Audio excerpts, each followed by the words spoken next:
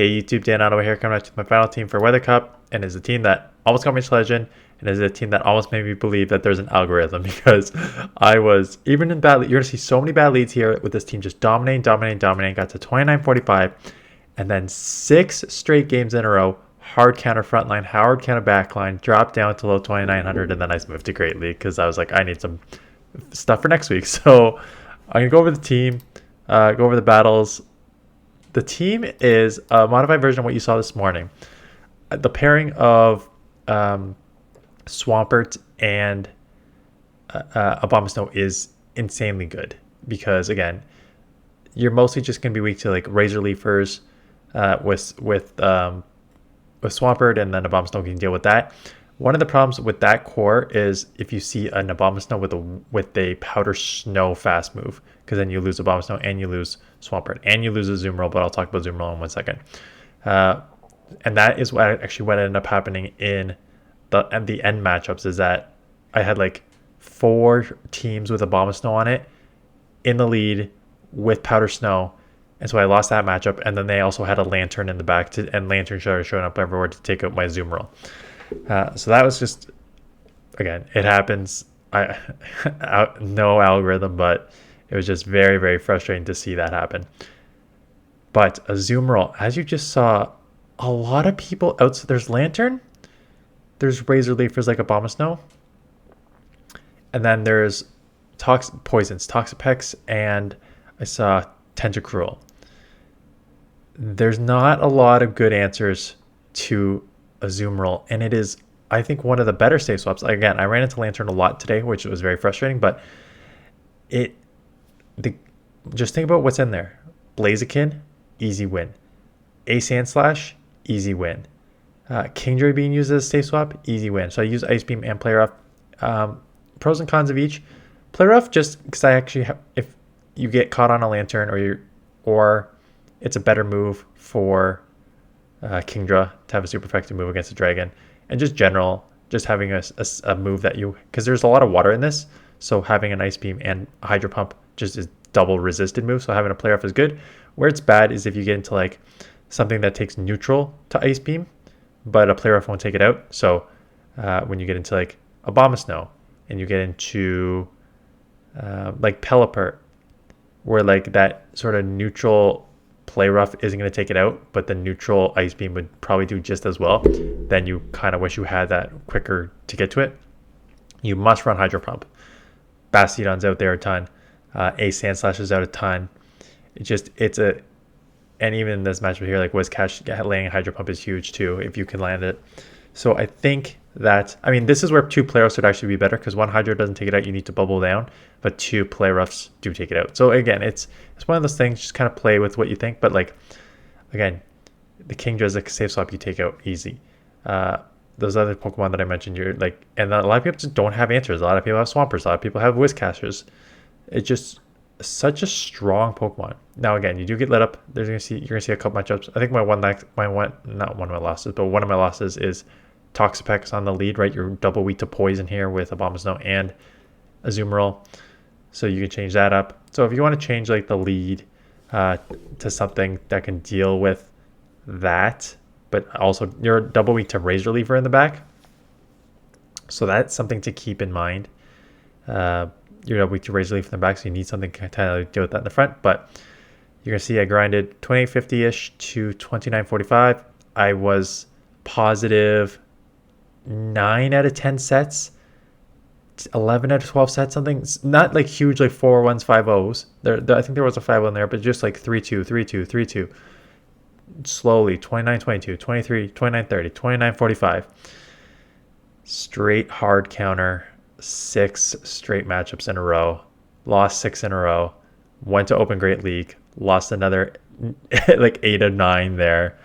And so I dropped down to 2,800, and that's where I am as of end of Tuesday.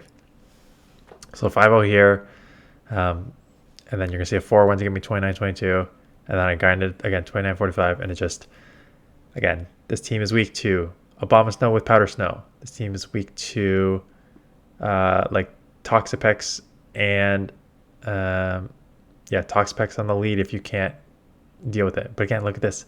They come into Ace Sandslash. Ace Sandslash is not a good answer to Azumarill, especially an XL Azumarill. Like these bulldozes will do, I think it takes like 3 bulldozes plus all these shadow claws to take you out, and by that time you get 2 hydros off, and I don't even need to shield. It's just nothing that they can really do with this team core, and that's why it was such like a smart pick for this meta that a lot of people just did not expect. It was just so good for so long, and then just got hard kind of. Then I got like 4 matchups in a row where Lantern was on it. It was just like, okay, like not much you can do.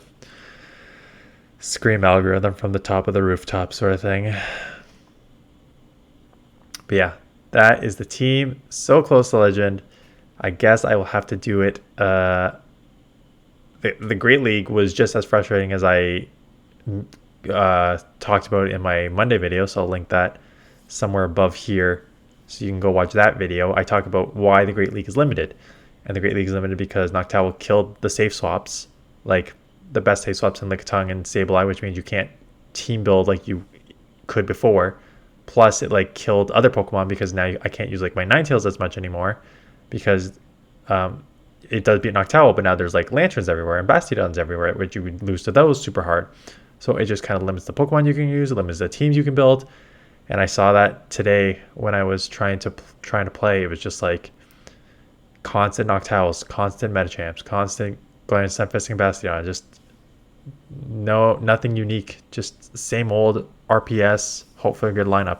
So I actually had more fun. I know a lot of people didn't play Weather Cup because I could tell just based on the views that more people probably still played Open Great League. Like this is my Toxic League. Like you have to just stay in and hope you can get to a move and then align it on get a shield here and then align on your Swampert is your best option. Right? It still does a ton of damage. It's neutral here. They're gonna get off like 2 brines, maybe even 3 at this point because they've probably already had 2. So I'm gonna have to shield at least 1. Cordilli comes in, and then right now you have a grass in the back. Poorly timed on my part there. You have grass in the back, and you're in trouble to a certain extent here. I'm gonna throw here, and then probably try and bubble down. I don't know what's gonna happen here. Not anything good. So yeah, so I will be playing. My guess is I will try. Let me make sure I don't have, because last time I tried to bring up the PV Poke, the background was all PV Poke here. I think my goal is Thursday, which is tomorrow. We'll do top teams for Electric Cup. I haven't put that together yet. I gotta put that together Wednesday night, aka tonight. And then Friday, I will showcase 1 team at least for Electric Cup. Maybe 1 more on the weekend. I don't know. It's an ugly meta. I've got an idea what I want to use here. And I think it's going to be built around Hisuian Electrode at number 6, because I think the Wild Charge Energy Ball, just absolute wall to Lantern, is going to be such a nice pick. Yeah, you're going to get lit up by like a couple things. Ooh, Galvantula is one of the main things that lights you up. Are you weak to Fury Cutter here? Yeah, you're half grass. So you're weak to Fury Cutter. So I have to build 2 things to beat Galvantula.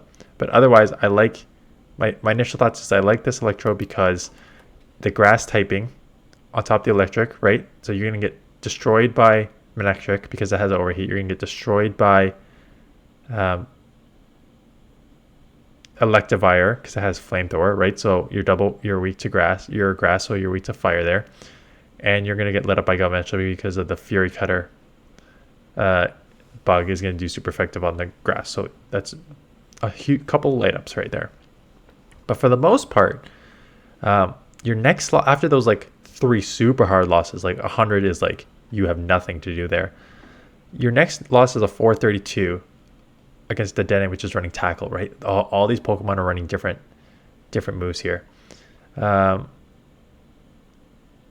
otherwise, like, you beat Lantern, you beat Emolga, you beat Graveler, you beat Golem, you beat Minim.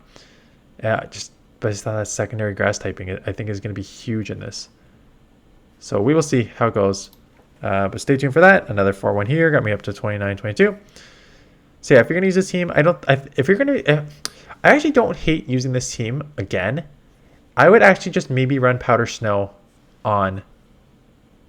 I would actually maybe just run Powder Snow on abomasnow, because it gives you more options in the mirror match, and you're still gonna beat like Lantern and stuff.